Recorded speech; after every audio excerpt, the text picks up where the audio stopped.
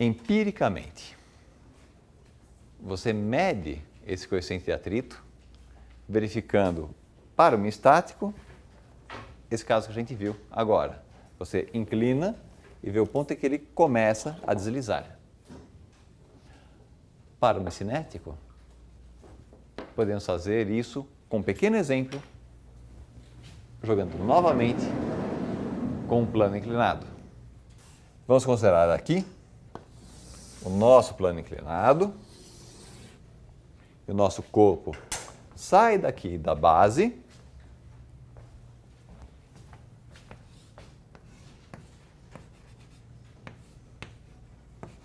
com uma velocidade inicial. É como o problema do lançamento vertical.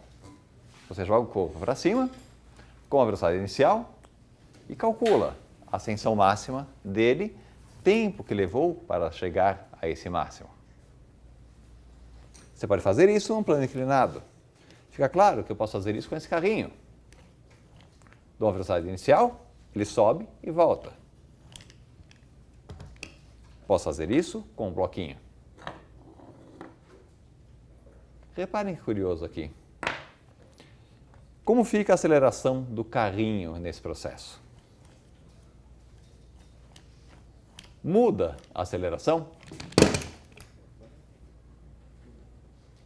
na subida e na descida? Vamos pensar o caso de um problema com uma mola. Eu pego o corpo e deixo ele esticar a mola, atingindo uma condição de equilíbrio. Se eu tiro ele dessa condição de equilíbrio, ou essa condição em que a força resultante é nula, e solto, o carrinho voltou para a sua condição inicial. Depois de um certo tempo, ele volta. Se eu faço isso, o carrinho fica indo e voltando. Ok? O processo é reversível. Nesse caso, cíclico. É o mesmo problema de um lançamento parabólico. Se eu jogo o bloquinho para cima, o tempo de subida e o tempo de descida são iguais. Aqui, na ausência de atrito, o tempo de subida e o tempo de descida são os mesmos. Mas olha o que acontece com o bloco. Qual que é maior? O tempo de subida é menor, o tempo de descida é maior. Ele sobe rápido e desce mais devagar. Vamos ver como é que se relaciona esse tempo de subida e esse tempo de descida.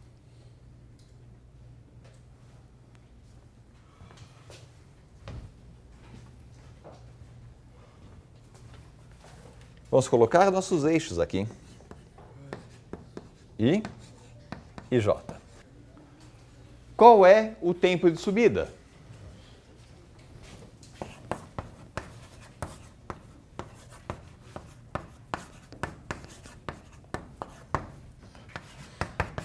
Até onde ele vai?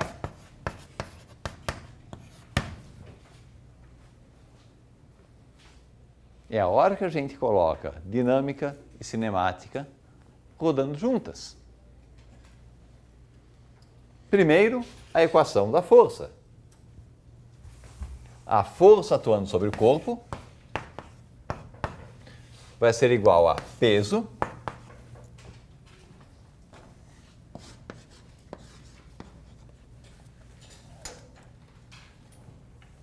normal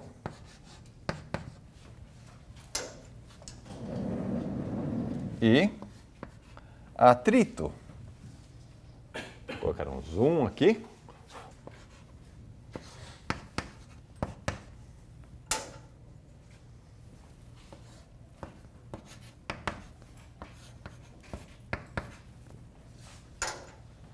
Então você vai ter essas três forças atuando sobre o corpo. Peso, normal e atrito compondo sua força de contato. Como o corpo tem uma velocidade, você sabe que a força de atrito ela é cinética. E agora uma característica fundamental da força de atrito. Uma força do tipo mola é uma força que depende da posição do corpo. Concordam comigo? A força peso, ela não depende da posição. Na realidade, ela não depende de nada, além da massa do corpo.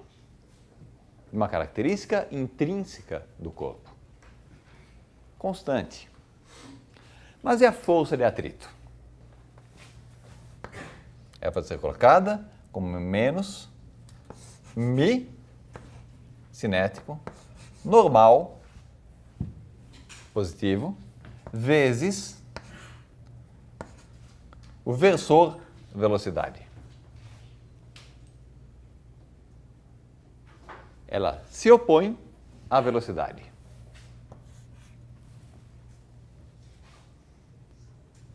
Se você colocar isso num gráfico, você não vai fazer um gráfico como fizemos na outra aula,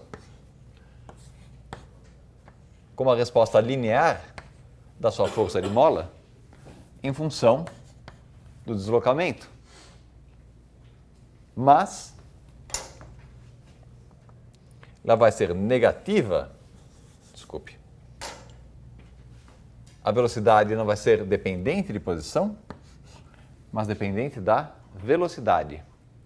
Negativa para velocidades positivas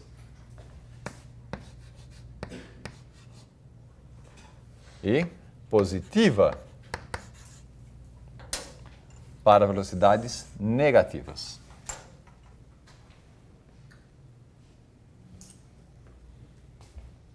Isso vai fazer toda a diferença nesse processo. Colocando aqui a nossa força, teremos o peso decomposto numa componente tangencial ao plano, uma componente perpendicular ao plano, a força normal perpendicular ao plano e a força de atrito. μ cinético vezes a normal. Eu coloquei positiva, tá? Porque eu sei que a minha velocidade ela é negativa. Minha velocidade inicial. Então essa força de atrito deve se opor à minha componente da velocidade.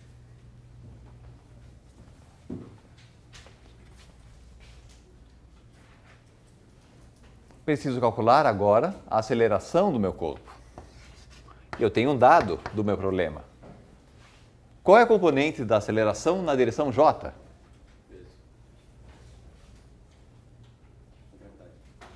Não. A direção J é a direção transversal ao plano. Justamente essa a condição de vínculo. Então essa aceleração vai ser igual a zero na direção J, mais alguma componente na direção Y, a qual eu não sei. É ela o nosso problema. Daqui, então, dado que força é igual a massa vezes aceleração, concluímos que mg cosseno de θ menos mg cosseno de θ mais a normal devem ser iguais a zero.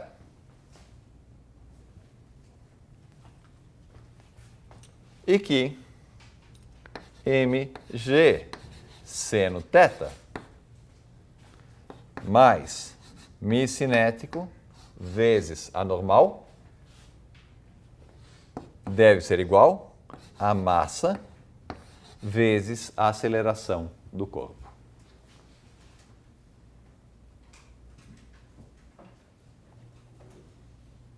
Ok? Bom, daqui nós obtemos a informação que a normal é mg cosseno θ. Colocando esse valor aqui, nós temos então mg seno θ mais mi cinético vezes mg cosseno θ. Simplificando a massa, a resposta é que o nosso vetor A, aceleração, vai ser igual a g seno de θ mais mi cinético cosseno θ na direção I. Você não colocou negativo da mg cosseno θ ali? Por que eu não coloquei aqui negativo? Não, page. Hã? Na direção que está a mg cosseno θ fica negativo? Não. Aí é a hora de você ficar nessa dúvida e voltar para o problema e dar uma olhada nos eixos. Como eu tenho uma velocidade nessa direção, ok? Eu defini o sentido positivo para baixo, ao longo do plano inclinado. Então, minha velocidade é negativa. E a minha força de atrito vai ser, portanto, positiva, se opondo à velocidade. Mas a normal. Aqui, Ali ah, embaixo. mg seno θ mais mi cinético. dizendo que o normal é igual a mg cosseno θ. Por que você não colocou negativo? Eu estou substituindo aqui, exatamente o valor da normal que eu calculei aqui. Eu entendi porque você não colocou a normal como menos mg cosseno θ na direção J. É que a normal ela é paralela à direção J. Contrário. Quem é contrário é a componente normal da força-peso. Fica menos. Essa é negativa. Tá, entendi. Então essa vai ser a aceleração do nosso corpo e podemos resolver o nosso problema usando o que nós já aprendemos na cinemática. Temos essa aceleração, temos essa velocidade no instante t igual a 0. Já sabemos a resposta, que é a velocidade em função do tempo vai ser igual a menos v0 mais a aceleração, vou chamar isso de aceleração na subida,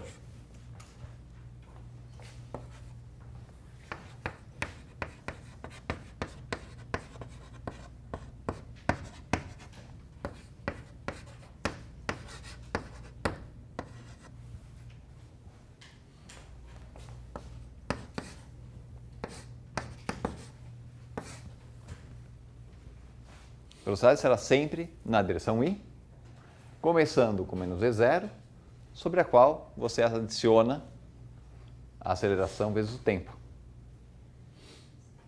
E a posição? X de t, ou para ser mais genérico, vamos colocar isso em vetor, R de t, vai ser igual a x0, vai ser igual a 0, menos v0t, mais AS sobre 2, t quadrado, I.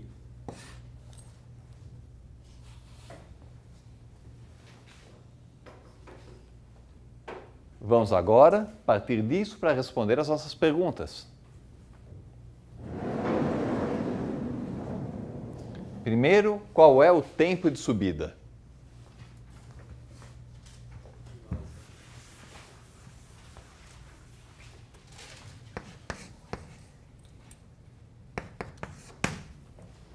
Como é que você consegue achar o extremo de uma função? O máximo ou o mínimo? Isso implica em verificar onde que a nossa componente x, derivada em t, se anula. Mas isso tem nome, certo? é a componente x da velocidade. Nossa componente x da velocidade é menos v0 mais as vezes t. Se a gente iguala isso a zero, nós vamos ter o tempo de subida igual a v0 sobre a aceleração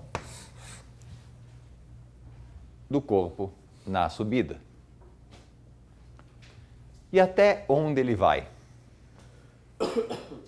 Nós pegamos esse tempo e colocamos na posição x, s, que é o x calculado,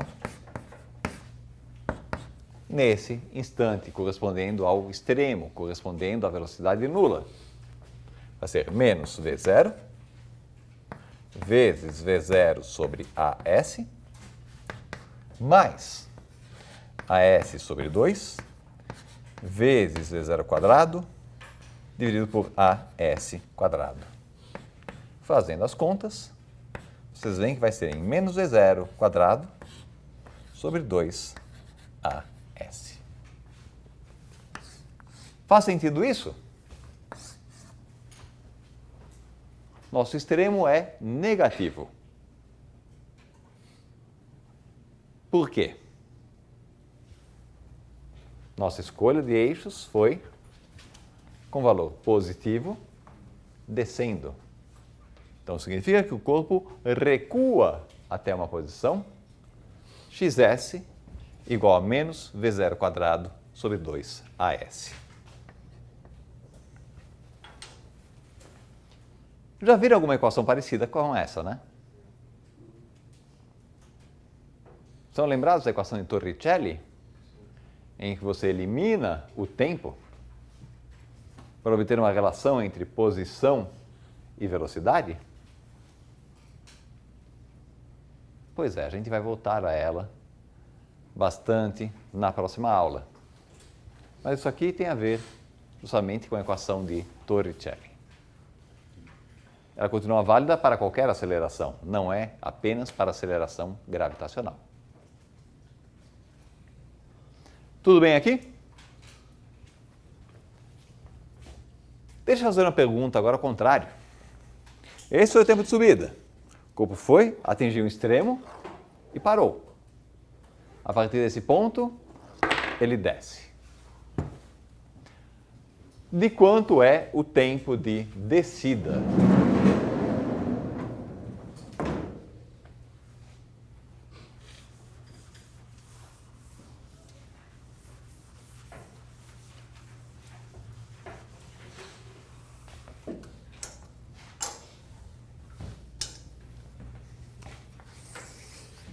Ou seja, com o corpo partindo dessa posição aqui,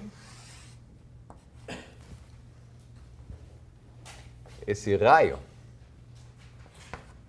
S máximo, como posição inicial, V0 igual a 0, quanto tempo ele leva para chegar até aqui embaixo? Qual que é o tempo de descida? E qual que é a velocidade final ao chegar à base?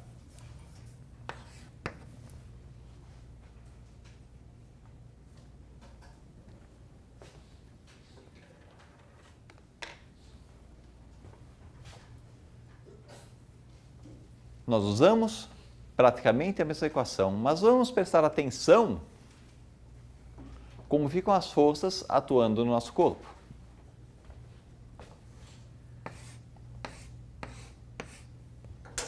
Eu permaneço com a força-peso. Eu continuo com uma componente normal. Mas agora, a força de atrito mudou de orientação.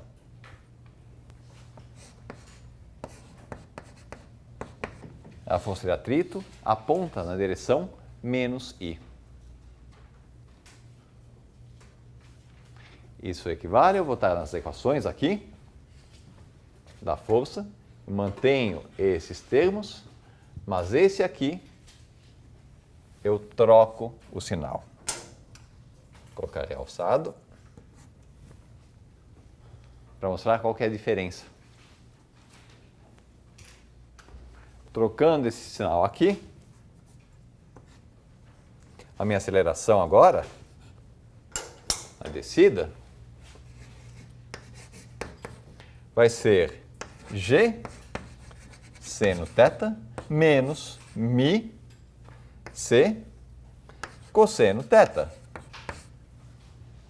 Menor, portanto, que a aceleração na subida, onde esse sinal era positivo.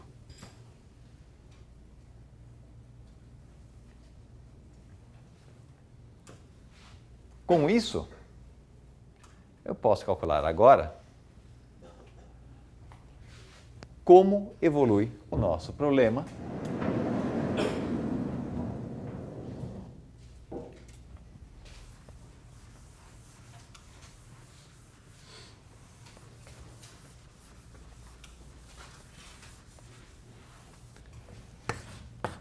partindo de uma posição inicial igual a menos V0² sobre 2AS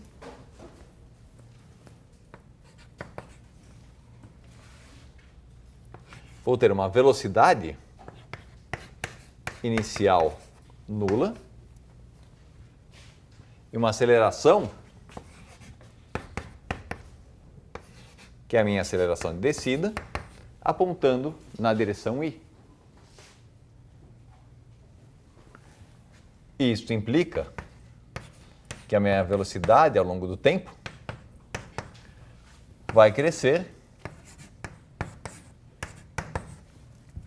linearmente, posto que a aceleração é constante. E minha posição ao longo do tempo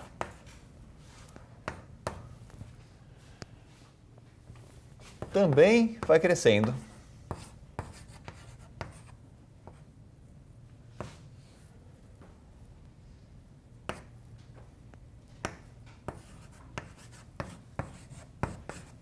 só que quadraticamente.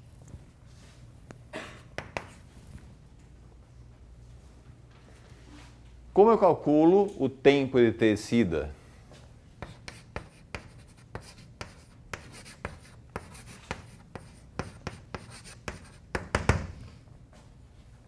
Ora, esse é o tempo que leva para que R de t se anule, ou seja, para que menos V0² sobre 2AS mais AD sobre 2T² seja igual a zero. Nosso tempo de descida, portanto, vai ser igual a V0 dividido pela raiz do produto das acelerações na subida e na descida. V0 é zero, né? Hã? V0 é zero. Era o V0 lá no começo, quando eu estava fazendo o lançamento, para cima. Ah, certo. Ok? Então, esse V0 ele entra aqui simplesmente como o termo que nos deu a altura até onde subiu o corpo.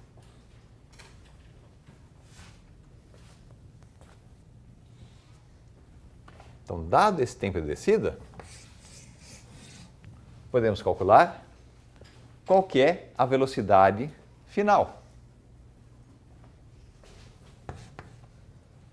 Velocidade final vai ser simplesmente AD vezes V0 sobre AS vezes AD raiz quadrada.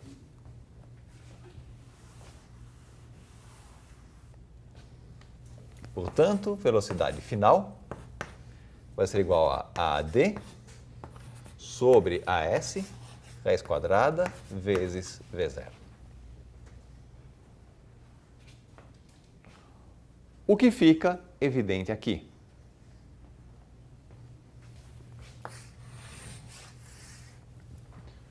como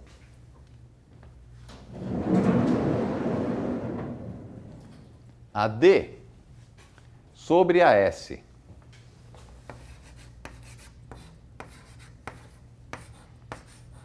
é menor do que 1, isso implica que velocidade final igual a D sobre a S raiz quadrada, velocidade inicial, é necessariamente menor do que a velocidade inicial.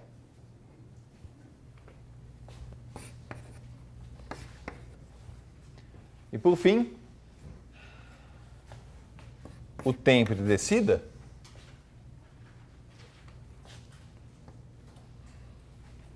pode ser comparado diretamente com o tempo de subida.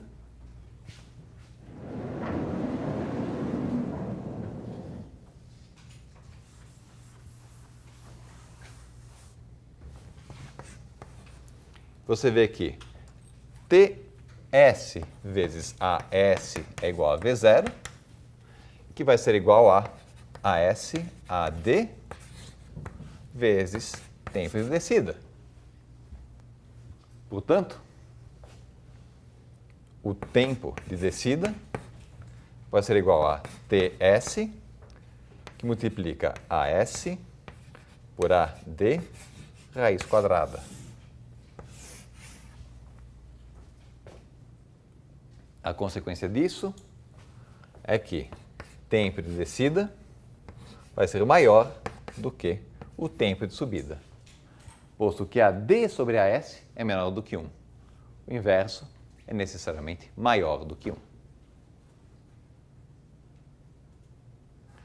Note, portanto, que para um certo ângulo, você consegue obter, pela razão dos tempos de subida e descida, ou pela razão das velocidades, a razão entre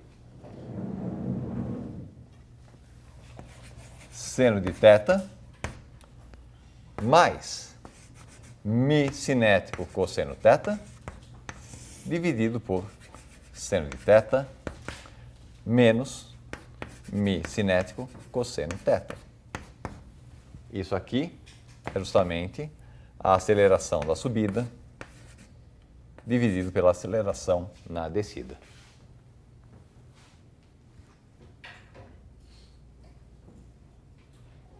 Ok? Então, isso aí é uma forma de você calcular o atrito cinético. Vale sempre isso?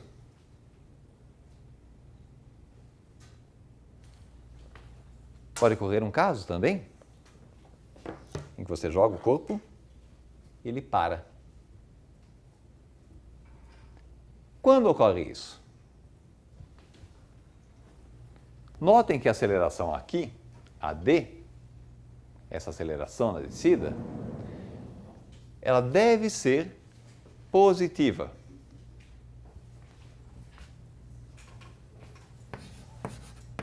Isso é válido para a D maior do que zero. Ou seja, seno de θ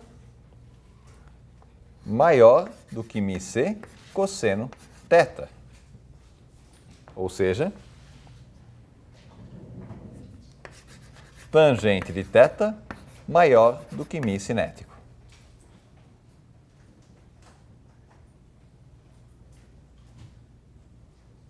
O que acontece? Mi cinético ele é um pouquinho menor do que o mi estático. Então, isso vale até ângulos próximos daquele ângulo crítico, aquele ângulo máximo no qual você inclina esse corpo e ele começa a deslizar. Tudo bem aqui? Alguma dificuldade com o plano inclinado?